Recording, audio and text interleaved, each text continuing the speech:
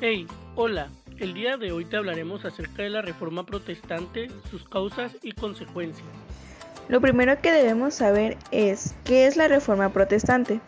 Bueno, se le conoce como Reforma Protestante o simplemente la Reforma al movimiento religioso cristiano, iniciado en Alemania en el siglo XVI por Martín Lutero, que llevó a un cisma de la Iglesia Católica para dar origen a numerosas iglesias agrupadas bajo la denominación de protestante.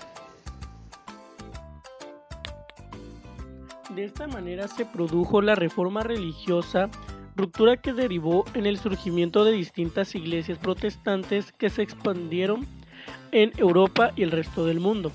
A continuación, veamos cuáles son las principales causas por la cual surgió esta reforma. Dentro de las primeras causas tenemos a las causas religiosas que son la crisis moral de la Iglesia, en donde los líderes de la Iglesia no atendían a sus funciones y tareas espirituales y que estaban más preocupados por su situación personal y terrenal. Al igual que tenemos la corrupción del clero, desprestigio del papado e ignoración del clero. Muchos sacerdotes mostraban una ignoración casi total de la doctrina católica. Igual podemos hablar sobre las causas políticas, tales como el fortalecimiento de la autoridad monárquica en relación al papado, y también la aparición de un incipiente nacionalismo, donde cada estado con su lengua, su pueblo y sus costumbres buscan ser diferenciados de otros estados. Así también tenemos las causas económicas, como sería la codicia de los bienes de la Iglesia y la erupción de una nueva clase social, la burguesía.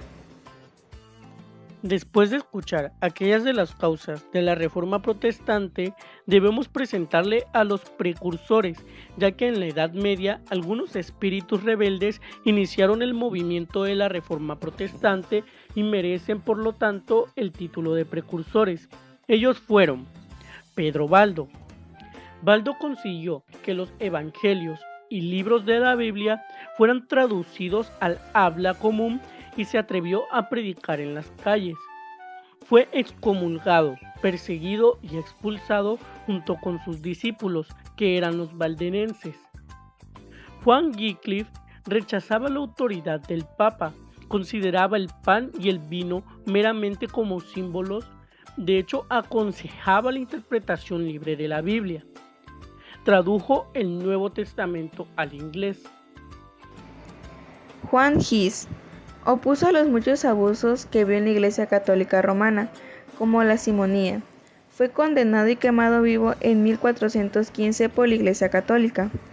Jerónimo Savonarola, monje dominico italiano, condenó el lujo, el lucro, la depravación de los poderes y la corrupción de la Iglesia Católica, contra la búsqueda de la gloria y contra la sodomía. Fue aprisionado, condenado, colgado y quemado. La Reforma Protestante contaba con diversos propósitos. Uno de ellos era la supresión de los abusos de la Iglesia, también así uno de los aspectos más controvertidos del mensaje de Lutero estaba relacionado con su intento de rebajar la importancia del Papa. Así, después de la guerra que hubo por la lucha de ideologías acerca del poder de la Iglesia Católica, terminó aparentemente con la derrota del emperador Carlos V, no tuvo otro remedio que firmar la Paz de Habsburgo en 1955, que reconocía el principio de libertad religiosa y la cual dividió el imperio alemán en dos confesiones cristianas, luteros y católicos, otorgando a los príncipes alemanes la capacidad de elegir la confesión y a practicarlo dentro de sus estados. De esta manera, los súbditos de cada príncipe estaban obligados a profesar la religión que éste eligiera.